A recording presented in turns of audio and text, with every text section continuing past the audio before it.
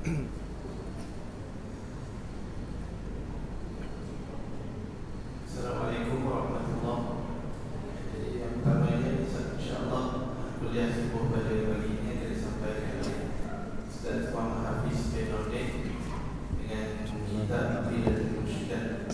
Dan yang kedua insyaAllah selepas kuliah nanti disediakan sarapan pagi di belakang masjid Muslim-Muslimat dan itu bersama-sama. Allah.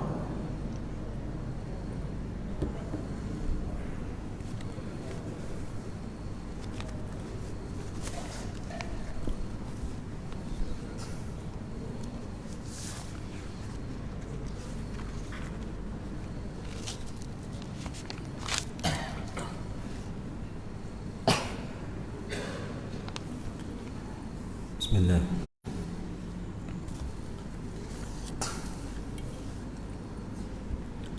عنها إلا هالك فجزى الله عنا خير ما جزى نبيا من أنبيائه.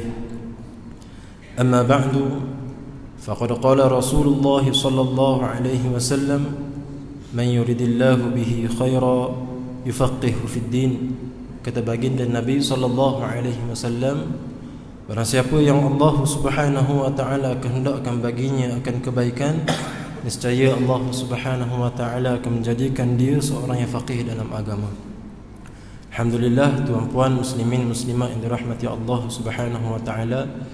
Terima kasih kepada tuan pengurusi masjid, jawatan kuasa, ahli jawatan kuasa masjid, para imam dan juga para bilal, ustazah, pemimpin-pemimpin masyarakat dan seterusnya yang dikasihi tuan-puan dirahmati Allah Subhanahu wa taala. Alhamdulillah, muslimin muslimat dirahmati Allah Subhanahu wa taala.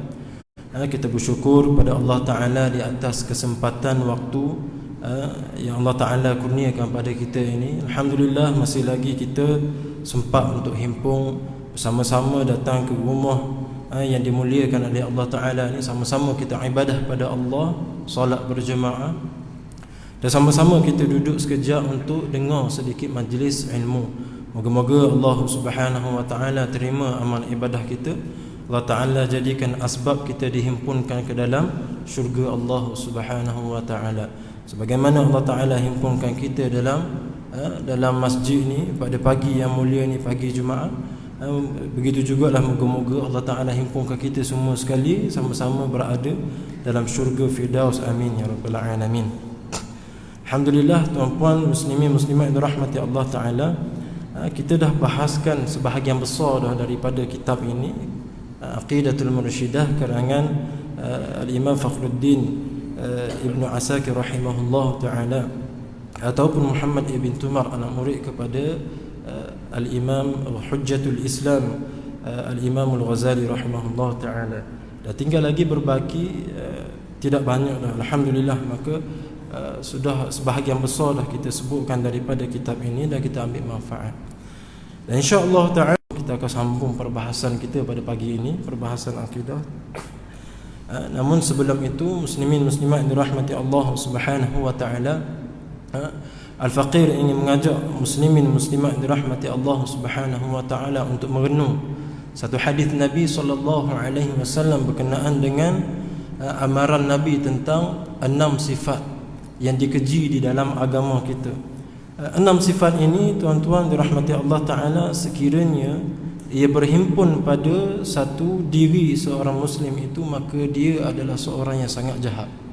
6 sifat ini. Kata baginda Nabi sallallahu alaihi wasallam, sebelum tu muslimin muslimat dirahmati Allah taala, tidak lupa untuk sama-sama kita niat ikhlaskan niat kerana Allah Subhanahu wa taala. Muslimin muslimat dirahmati Allah Subhanahu wa taala, dalam sebuah hadis kata baginda Nabi sallallahu alaihi wasallam, inna Allah yubghidu kulla ja'dhari jawadin sakhabin bil aswaq jifatin bil layli himarin bin nahar arifin bi amri dunya jahilin bi amri al-akhirah, atau kama qala Nabi sallallahu alaihi wasallam. Muslimin muslimat dirahmati Allah, dalam hadis ini Nabi sebut tentang 6 ciri 6 sifat yang tidak sepatutnya ada bagi seorang hamba. 6 sifat ini yang kita sebutkan tadi, kalau dia berada dalam satu jasad seorang itu, maka dia adalah orang yang sangat jahat. Apakah ciri tersebut? Yang pertamanya kata Nabi SAW adalah ja'dhari. Innallaha yubghidu kulla ja'dhari. Ja'dhari ini apa dia? Ja'dhari ini kata ulama ia adalah sombong, takabbur. Ulama membahaskan sombong ini ianya terbahagi kepada 2. Iaitulah yang pertamanya raddul haqq ala qailih, menolak kebenaran daripada orang yang menyampaikan kebenaran. Itu sombong jenis yang pertama. Mungkin ada seseorang tu fulan bin fulan, kita tak kata siapalah sebagai contoh. Fulan bin fulan dia buat satu ibadah kepada Allah, tapi ibadah yang dia buat itu adalah dengan cara yang salah. Kemudian disaksikan oleh orang lain dan orang tengok dia buat ibadah dengan cara yang salah, orang pun tegur dia. Orang tegur dia dengan penuh hikmah, dengan penuh kelembutan, dengan penuh kesabaran, orang tegur dia. Cuma satu perkara sahaja, orang yang menegur tu adalah orang yang lebih muda daripada dia, ataupun orang yang lebih rendah pangkat daripada dia, ataupun orang yang lebih kurang, orang yang lagi kurang harta daripada dia. Orang tu yang tegur dia. Sedangkan apa yang ditegur olehnya itu adalah betul. Dan orang yang ditegur ini, dia tahu kebenaran berpihak pada yang menegur. Dia tahu dia buat itu salah, tapi cuma satu perkara itu saja, dia rasa diri dia lebih mulia, lebih tinggi, maka dia tolak kebenaran. Dia kata apa? Siapa yang lebih makan, yang lebih banyak makan garam daripada kita? Saya lebih banyak makan garam daripada awak. Maknanya nak kata dia ni usia lebih tinggi, lebih tua. Disebabkan usianya lebih tua, maka dia menolak kebenaran yang disampaikan. Dia takabur. Dia takabur. Maka tuan-tuan rahmati Allah Ta'ala, ini sombong jenis yang pertama, sifat yang dikeji dalam agama kita. Yang keduanya, sombong jenis yang kedua kata ulama ialah istihqarun nas, memandang hina kepada manusia yang lain. Takabbur ala ibadillah, takabbur kepada hamba Allah Ta'ala. Boleh sahaja, mungkin sahaja dia ini adalah orang yang kaya dari sudut harta berbanding dengan orang lain, ataupun penampakannya itu pakaiannya itu pakaian yang pakai pakaian yang mahal-mahal, ataupun dia ada kereta yang mewah, ataupun dia ini Allah Ta'ala kurnia pada dia ini jelita, sifat jelita, tampan, handsome. Orang lain bodoh aja, orang lain miskin je. Dan dia rasa, dan dia pandang orang tersebut dengan pandangan yang hina. Maka ini istihqarun nas, jenis sombong yang kedua. Jenis sombong yang kedua. Yang pertama tadi menolak kebenaran daripada yang menyampaikan kebenaran. Yang kedua adalah memandang manusia dengan pandangan hina. Maka ini jenis yang kedua daripada sombong. Tuan-tuan rahmati Allah Subhanahu wa taala. Dalam negara kita ni banyak orang-orang yang cari makan, orang-orang yang cari rezeki. Tu sama berkongsi tempat nak cari rezeki dengan kita. Khususnya siapa? Kalau kita tengok biasa kita pergi mana-mana, kita jumpa orang-orang yang Bangladesh dah. Maka jangan sebahagian daripada kita tengok orang-orang yang Bangladesh ni dengan pandangan yang hina. Sedangkan dia ni Islam, dia ni adalah hamba Allah. Boleh jadi dia lebih bertakwa daripada kita. Orang yang mulia pada Allah Ta'ala ni, di sisi Allah Ta'ala ni, orang yang bertakwa, bukannya orang yang banyak harta, bukannya orang yang paling handsome. Allah Ta'ala tidak melihat kepada rupa paras dan juga harta yang dia ada, tapi Allah Ta'ala tengok pada hati dia, amalan dia, ketakwaan yang dia ada. Boleh jadi orang yang seperti ini lebih bertakwa daripada kita. Maka tuan-tuan dan rahmati Allah Ta'ala, jangan kita memandang hina pada manusia yang lain, memandang dengan pandangan yang hina. Ada sebahagian orang dia sombong kepada hamba Allah Ta'ala ni, mentang-mentang dia ni orang yang terpelajar, orang yang ada harta lebih pada orang lain, maka dia tak suka untuk bergaul dengan orang yang kurang daripada dia. Dia tak akan bergaul melainkan dengan orang yang terpelajar sama seperti dia. Dia tidak akan bergaul, dia tak akan duduk sama-sama, dia tak akan duduk bersembang melainkan dengan orang yang kaya sama seperti dia. Ini juga orang yang sombong, tuan-tuan dirahmati Allah Subhanahu wa taala. Hati-hati tuan-tuan dengan sifat sombong ini, kerana kata ulama ianya di antara min kabair, di antara dosa-dosa besar. Dosa sombong ni di antara dosa-dosa besar. Di dunia mungkin sahaja seorang tu boleh disombong. Dia ada kereta yang mewah, dia ada rumah yang besar, dia ada isteri yang banyak, contohnya. Tapi jaranglah orang yang ada isteri yang banyak ini. Dan orang ini dia ada jawatan, orang lain pekerja biasa, dia ketua jabatan contohnya. Sebelum nak sebut nama dia ni penuh dah title dia tu. Masya-Allah, nak kata jawatan ni tinggi. Dia hadir ke majlis ini, dibawa, di escort dengan kereta-kereta besar, dan kalau dia turun ke suatu majlis dibentangkan kapet yang merah, orang ramai sambut. Orang yang seperti ini kalau ada dalam hatinya perasaan tinggi diri, dia pandang orang lain dengan pandangan yang hina, maka orang ini adalah orang yang takabur. Orang ini adalah orang yang takabur. Sama juga dengan orang yang mengemis di luar sana, tuan-tuan dirahmati Allah Ta'ala. Orang yang minta-minta kepada kita, maka jangan kita pandang dia dengan pandangan yang hina. Jangan. Hati-hati dengan sifat takabur ini, dilarang dalam agama kita, sehingga kan hatta disebut dalam hadis Nabi sallallahu alaihi wasallam, hadis riwayat Imam Bukhari rahimahullahu taala. Nabi kata, al-mutakabbirun yuhsyaruna yawmal qiyamah ka'amthali adh-dhar yata'uhumun nasu biaqdamihim. Sadaqa Rasulullah sallallahu alaihi wasallam. Kata Nabi sallallahu alaihi wasallam, al-mutakabbirun, orang-orang yang sombong, orang-orang yang takabur, yakni sewaktu di dunia mereka ini takabur, yuhsyaruna yaumal qiyamah, di hari akhirat mereka ini akan dihimpunkan, ka'amthalidh dhar, seperti mana adh-dhar. Ulama membahaskan adh-dhar ni apa? Semut-semut merah yang saiz dia sangat-sangat kecil. Orang yang sombong di hari akhirat, dia akan dihimpunkan di hari akhirat nanti seperti mana saiz dia sebesar semut merah yang kecil. Yata'uhumun nasu biaqdamihim, mereka ini akan dipijak oleh manusia di hari akhirat. Ini balasan bagi orang yang takabur, sombong ke atas hamba Allah Subhanahu wa taala. Maka tuan-tuan dirahmati Allah Subhanahu wa taala, dengan apa kita nak banding-bandingkan? Kita nak banding-bandingkan dengan apa? Apakah dengan harta kita? Apakah dengan rumah yang kita ada? Apakah dengan emas yang kita miliki? Apakah dengan style rambut kita, style pakaian kita?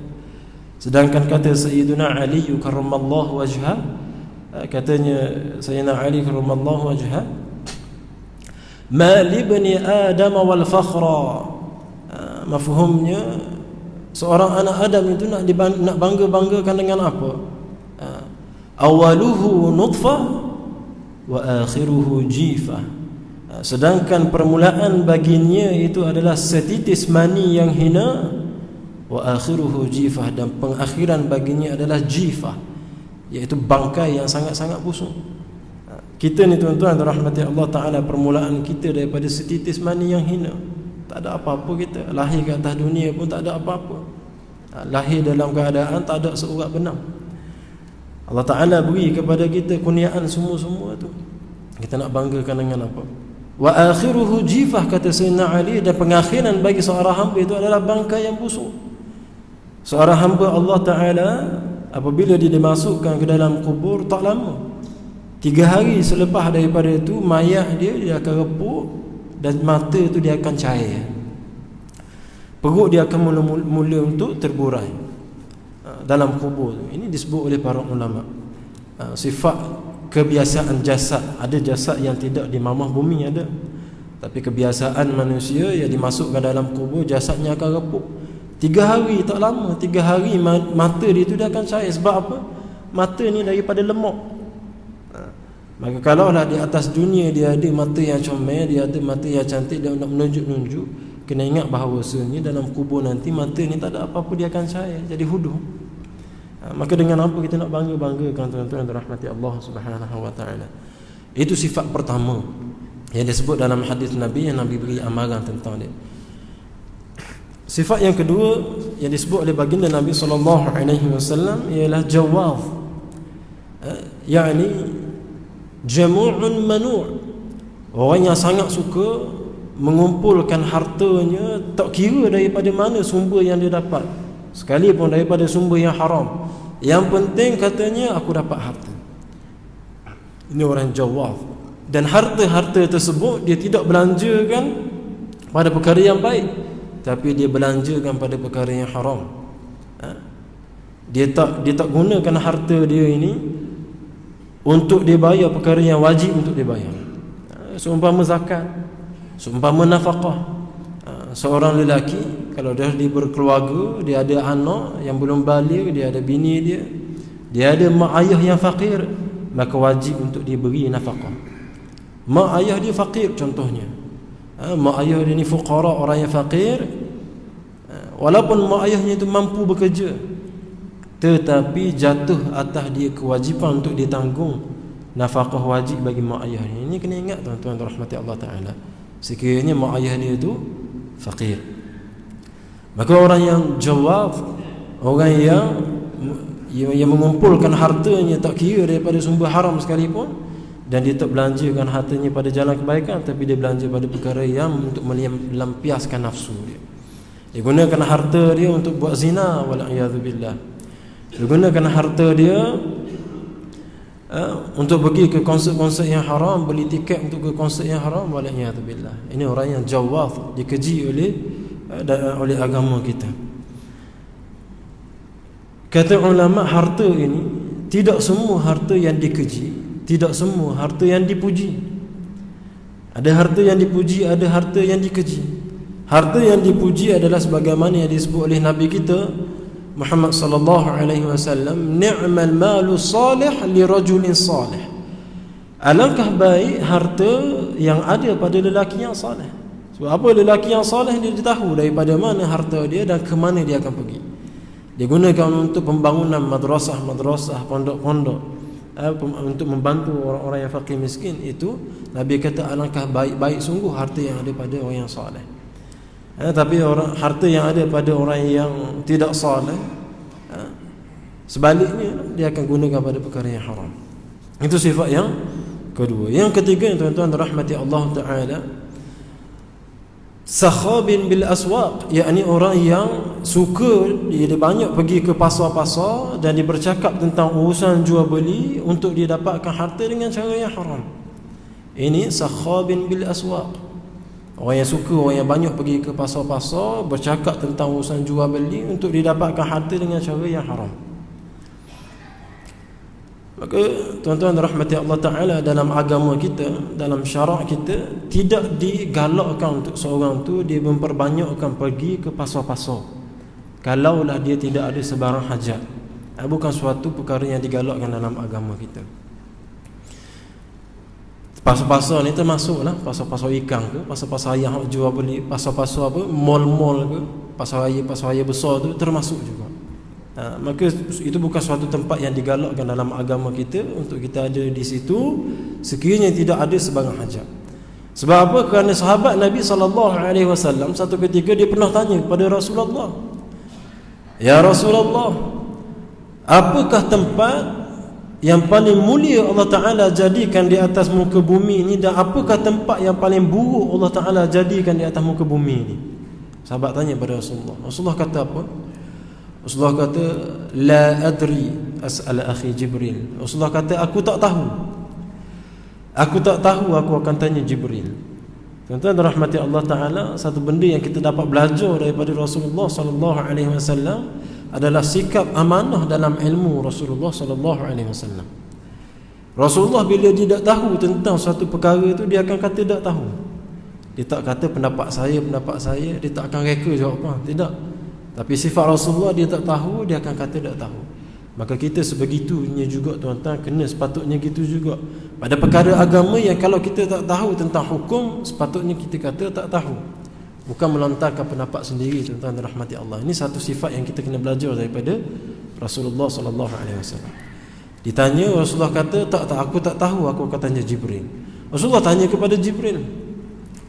Rasulullah tanya kepada Jibril, apakah tempat yang paling mulia, apakah tempat yang paling buruk Allah Ta'ala jadikan atas bumi ini? Kata Jibril alaihissalam, "La adri as'al Rabbal Izzah." Aku tak tahu, aku akan tanya Tuhan yang maha mulia. Jibril tanya kepada Allah, Allah mewahyukan jawapan tersebut kepada Nabi SAW. Nabi beritahu pada sahabat khairu biqa'il ardi al-masajid wa syarru biqa'il ardi al-aswaq. Sebaik-baik tempat di atas muka bumi ni adalah masjid-masjid. Salah satunya tempat yang kita ada ni tuan-tuan rahmati Allah Ta'ala, masjid-masjid. Ini sebaik-baik tempat yang ada di atas muka bumi. Khairu biqa'il ardi al-masajid wa syarru biqa'il ardi al-aswaq. Seburuk-buruk tempat Allah Ta'ala jadikan di atas muka bumi adalah pasar-pasar. Maka sebab tu tuan-tuan rahmati Allah Ta'ala, kita tidak digalakkan untuk berada di pasar-pasar, di mall-mall sekiranya tanpa sebarang hajat. Kalau ada tujuan nak beli, nak bekerja, tak ada masalah. Tapi bukanlah maknanya ianya suatu dosa, tidak. Selagi mana dia tak melakukan maksiat di pasar tersebut, taklah jadi dosa. Cumanya perkara tersebut tidak digalakkan. Sebahagian masyarakat kita tuan-tuan, setiap hujung minggu rasa nak pergi ke mall tak? Hujung minggu rasa nak pergi ke mall, hujung minggu rasa nak pergi pasar-pasar, hujung minggu rasa nak pergi ke pasar raya.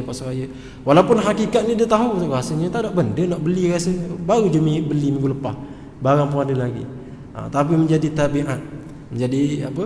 Kebiasaan. Maka kalau ada perkara tersebut dalam diri kita tuan-tuan rahmati Allah Ta'ala, kita ubah hari ini, kita pergi kepada masjid.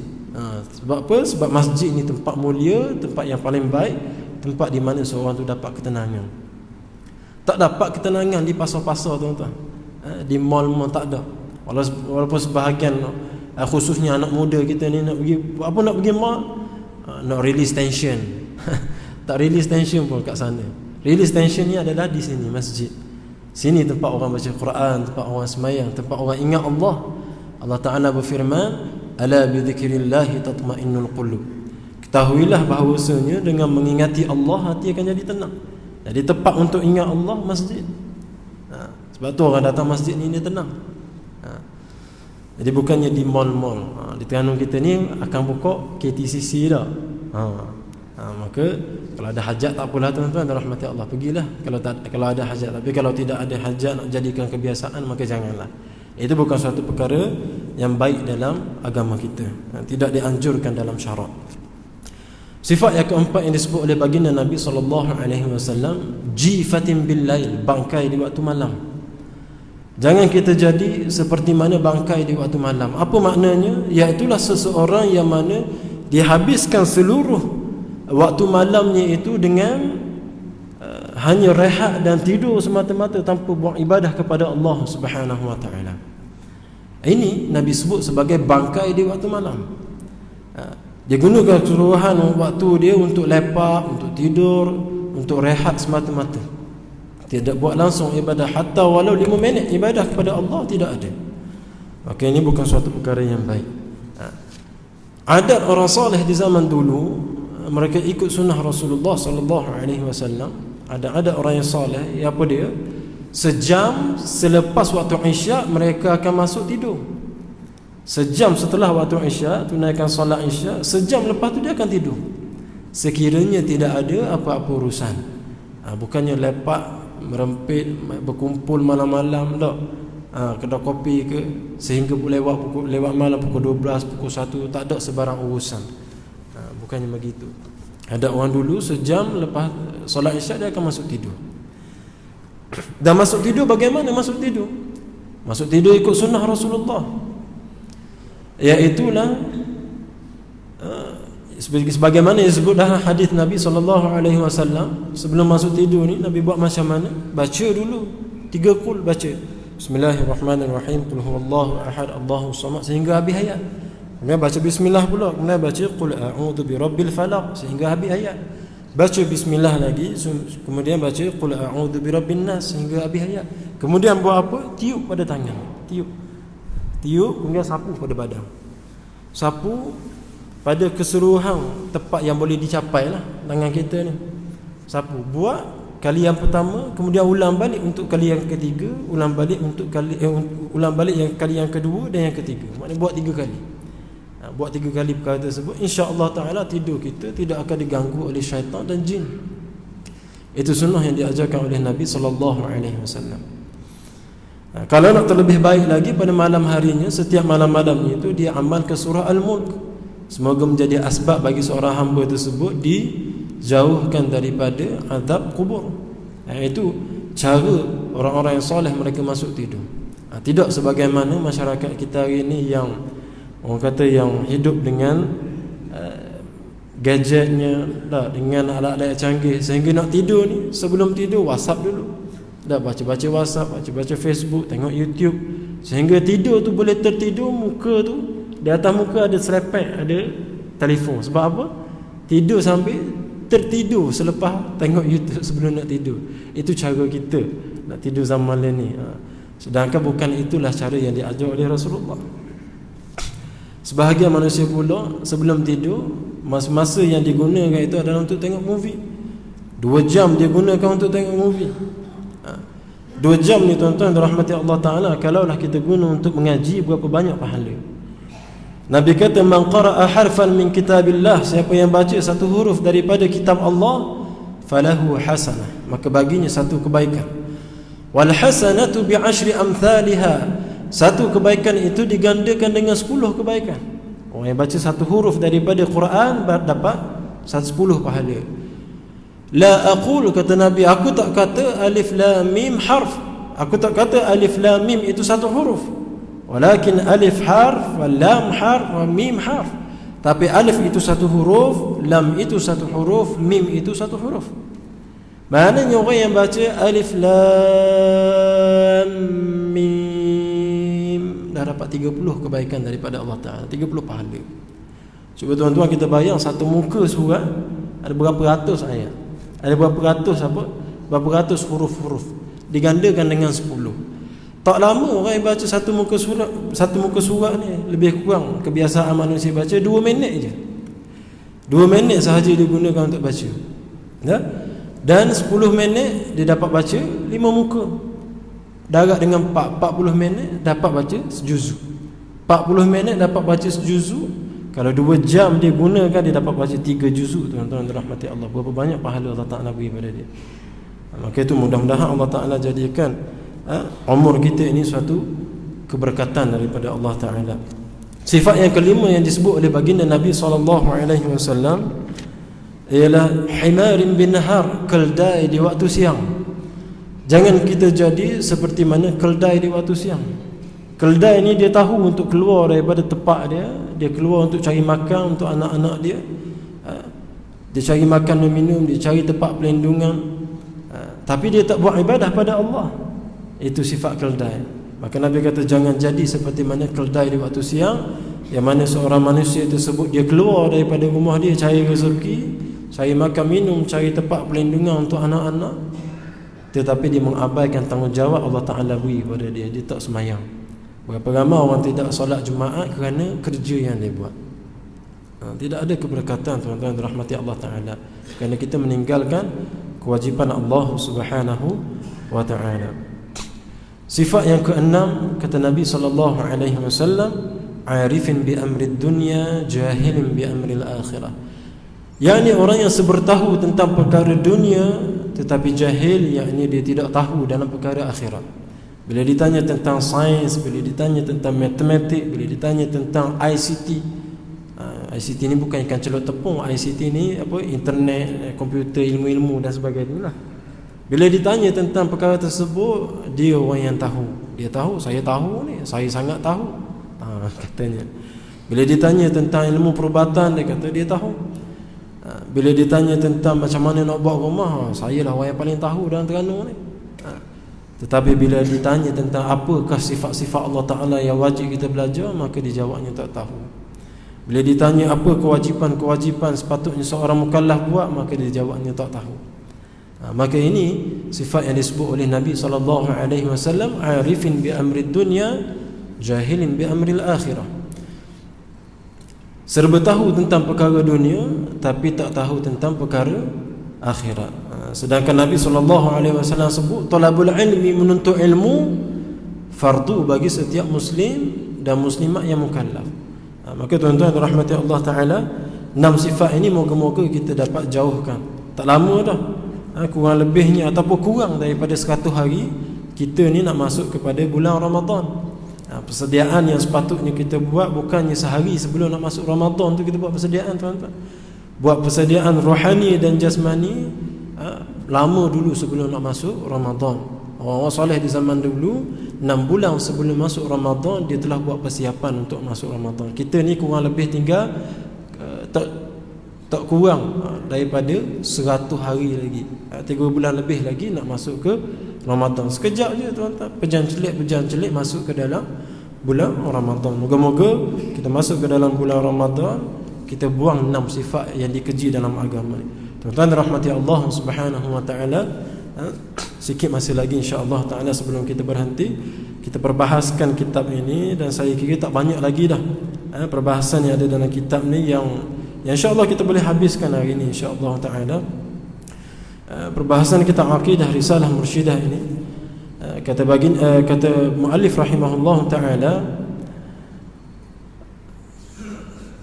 ke pukul berapa habis kat sini Ustaz? Biasa habis pukul berapa? Syuruk. InsyaAllah. Takut terlajak pula ni. Baik, qala al-muallif rahimahullah ta'ala,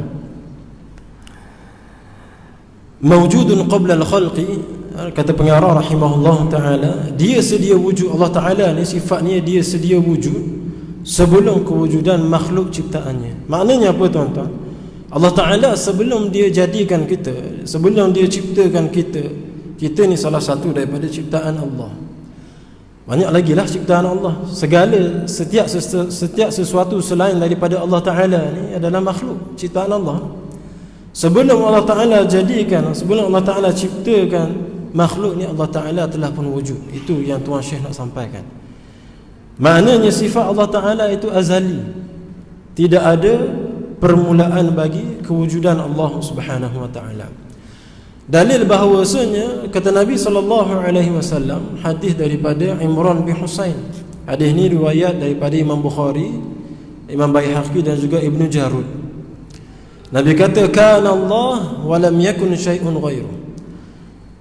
Allah Subhanahu wa taala telah pun ada pada azali, dan tidak ada selain daripada Allah Taala yang ada pada azali. Maknanya sebelum dia ciptakan segala makhluk, Allah Ta'ala telah pun ada. Itu dalil daripada hadis Nabi SAW. Sifat Allah Ta'ala azali, tanpa mula, yakni tidak ada permulaan bagi Allah. Dalil daripada Quran juga, iaitu surah Al-Hadid, huwal awwal, dialah al-awwal, maknanya dialah yang tiada permulaan bagi kewujudan Allah. Al-awwal bagi Allah Subhanahu wa taala maknanya tidak ada permulaan bagi kewujudan Allah. Bukan maknanya dialah yang pertama, kemudian ada yang kedua, ada yang ketiga. Tak, bukan makna yang pertama. Al-awwal maknanya la bidayatan li wujudih, tidak ada mula bagi kewujudan Allah. Dan dalil ini, daripada dalil ini ulama sebut bahawasanya sifat azali hanya bagi Allah, tidak ada pada selain daripada Allah. Maka alam ini bukan bersifat dengan azali. Alam ini kalau ikut golongan falsafah, golongan falasifah ni, dia kata alam ini bersifat dengan azali, tanpa mula.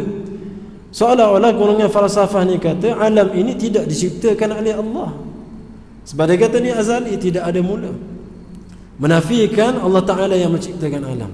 Ini golongan falsafah. Maka kata ulama, sepakat ijma' ulama ke atas menghukumkan terkeluar daripada Islam orang yang i'tiqad demikian, golongan falsafah yang meyakini bahawasanya alam itu bersifat azali. Macam mana ulama sebut sifat azali itu hanya bagi Allah Ta'ala melalui ayat ini, surah Al-Hadid, huwal awwal, yakni huwal awwal. Dalam ayat ini kalau kita tengok dari segi bahasa, orang-orang yang mengaji bahasa mungkin dia akan caknalah, dia akan tahulah. Huwal awwal kat sini, huwa itu mubtada, al-awwal itu adalah khabar, dan huwal dan mubtada dan khabar di sini ianya bersifat dengan ma'rifah. Kata ulama, kalaulah mubtada dan khabar itu ma'rifah, yufidul hasar, membawa makna khusus, Maka ulama kata sifat azalinya hanya khusus bagi Allah Subhanahu wa taala, tidak pada makhluk selain daripada Allah Subhanahu wa taala. Maka tak boleh kita nak kata adanya selain daripada Allah Ta'ala itu bersifat dengan azali. Tak boleh. Hukumnya boleh terkeluar daripada Islam. Kata pengarah rahimahullah ta'ala, laisa lahu qablun wala ba'dun, Tidak ada baginya sebelum dan tidak ada baginya selepas. Maknanya Allah Subhanahu wa taala, kewujudan Allah tidak didahului dengan ketiadaan.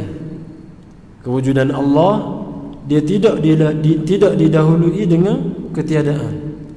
Adapun kewujudan makhluk kita hari ini, anda katalah yang paling senior di kalangan kita yang ada pada hari ini umur 90, katakan. Saya tak sampai lagi umur 90. Persoalannya 100 tahun dahulu adakah kita hidup? Adakah kita ada dah masa tu 100 tahun dulu? Tak ada. Mana dulu kita tak ada, tapi sekarang ni kita ada. Kita ni nyata ni, bukan ni khayalan. Sebahagian manusia kata golongan sufistaiyah, dia kata kita ni khayalan semata-mata. Allahu akbar. Ada. Ini golongan yang menyeleweng, yang kata kita ni khayalan semata-mata. Tak, kita ni nyata, kita betul-betul ada hari ni. Tapi 100 tahun dulu kita tak ada. Maknanya kewujudan kita hari ini didahului dengan ketiadaan, dulunya kita tak ada. Allah Ta'ala kewujudannya itu tidak didahului dengan ketiadaan. Itu Tuhan saya kata laisa lahu qablun wala ba'dun, dan tidak ada selepas bagi Allah, yakni tidak ada bagi Allah Ta'ala sifat binasa. Allah Ta'ala dia tidak binasa. Maka kalaulah Tuhan itu bersifat dengan binasa, itu menafikan sifat Tuhan. Kerana Tuhan mesti tidak dapat tidak dia bersifat dengan azali, dia tidak dapat tidak dia bersifat dengan kekal. Kata pengarah rahimahullah, la fawqun wala tahtun wala yaminun wala shimalun wala amamun wala khalfun. Tidak ada bagi Allah Ta'ala arah yang atas, tidak ada bagi Allah Ta'ala arah yang bawah. Tidak ada baginya kanan, tidak ada baginya kiri, tidak ada baginya hadapan, tidak ada baginya belakang. Maknanya Tuan Syekh kata kat sini bahawasanya Allah Ta'ala dia bukan di suatu tempat, bukan di mana-mana tempat, bukan juga bersifat dengan arah yang enam. Allah Ta'ala maha suci daripada bersifat dengan arah yang enam. Ulama salaf, orang yang hidup di zaman 300, dalam kerangka 300 Hijriah tu, di antara mereka Imam Abu Ja'far At-Tahawi sebut dengan jelas dalam kitab dia Aqidah Tahawiyah, ta'ala illahi 'anil hudud wal ghayat wal arkan wal a'dha wal adawat. Ta'ala maha suci. Ta'ala ni makna maha suci. Yang kita sebut Allah Ta'ala makna Allah Ta'ala maha suci. Maha suci Allah Ta'ala daripada mempunyai ukuran ataupun saiz, 'anil hudud wal ghayat, penghujung-penghujung. Allah Ta'ala tidak ada baginya penghujung. Bukan maknanya Allah Ta'ala ni besar sehingga tak ada penghujung, bukan. Tapi Allah Ta'ala tidak bersifat dengan penghujung. Yang ada depan saya ni meja ni penghujung dia. Belah kanan ni penghujung dia, ada baginya penghujung. Allah Ta'ala tidak bersifat dengan penghujung. Wal arkan, Allah Ta'ala tidak bersifat dengan sisi-sisi, tidak ada bagi Allah Ta'ala sisi. Wal a'dha wal adawa, Allah Ta'ala tidak bersifat, maha suci Allah daripada bersifat dengan anggota besar dan juga anggota kecil. La tahwihil jihatu sittu, kata Imam Abu Ja'far Tahawi, kasairil mubtada'at. Allah Ta'ala tidak diliputi oleh arah yang enam sebagaimana makhluk yang diliputi oleh arah yang enam. Maksudnya Allah Ta'ala tidak ada baginya arah yang enam. Wa man wasafa Allah bima'na min ma'anil bashar faqad kafar, kata Imam Tahawi, barang siapa yang menyamakan Allah Ta'ala dengan satu sifat daripada sifat-sifat manusia, maka sungguh dia telah pun terkeluar daripada Islam. Maka Imam Tahawi, ulama salaf, mensucikan Allah Subhanahu wa Ta'ala daripada bersifat dengan arah yang enam. Allah Subhanahu wa Ta'ala dia tidak sama dengan makhluk. Kita makhluk, kita mengambil ruang, maka kita semestinya ada bagi kita arah yang enam. Atas kita ni bumbung, bawah kita ni latar. Depan saya ni tuan-tuan, belakang saya mimbar, kanan ni dinding, kiri ni dinding. Setiap yang mengambil ruang mesti ada baginya arah yang enam. Allah Ta'ala maha suci daripada bersifat dengan arah yang enam. Wala kullun wala ba'dun, Allah Subhanahu wa Ta'ala tidak bersifat dengan seluruh dan tidak bersifat dengan sebahagian. Sebab apa? Kerana Allah Ta'ala dia bukan jisim. Allah Ta'ala dia tidak berjisim, tidak berjirim. Itu bukan sifat Allah Subhanahu wa Ta'ala. Tak boleh nak kata sebahagian Allah, tak boleh. Tak boleh nak kata semua Allah, tak boleh. Keseluruhan Allah, tak boleh. Kerana Allah Ta'ala dia tidak bersifat dengan jisim. Jisim ni apa kata ulama? Ma lahu tulun wa 'ardun wa 'umqun wa huwa yatajazza. Jisim ini maknanya sesuatu yang ada baginya panjang, lebar, kedalaman, dan dia terdiri daripada beberapa juzuk. Itu jisim. Ada jisim yang boleh dipegang dengan tangan, ada jisim yang tak boleh dipegang dengan tangan. Maka Allah Ta'ala dia tidak bersifat dengan jisim. Allah Ta'ala bukannya sebagaimana yang disebut sebahagian manusia, Allah itu berjisim tapi jisim yang tidak serupa jisim. Tak, itu bukan akidah ahli sunnah.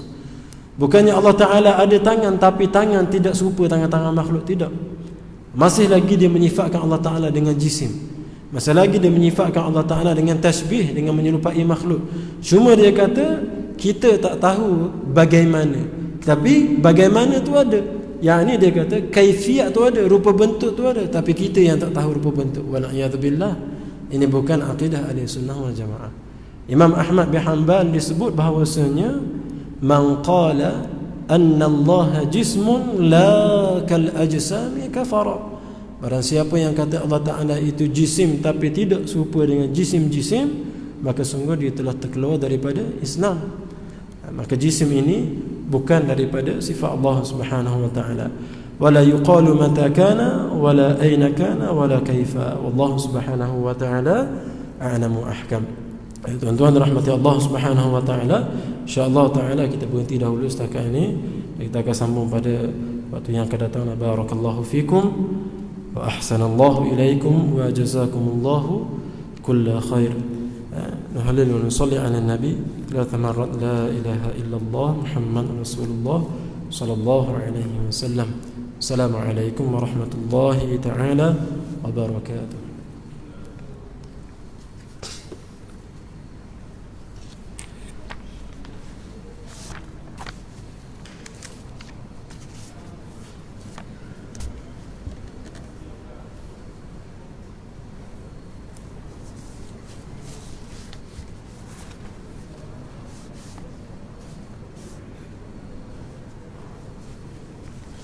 Bismillahirrahmanirrahim.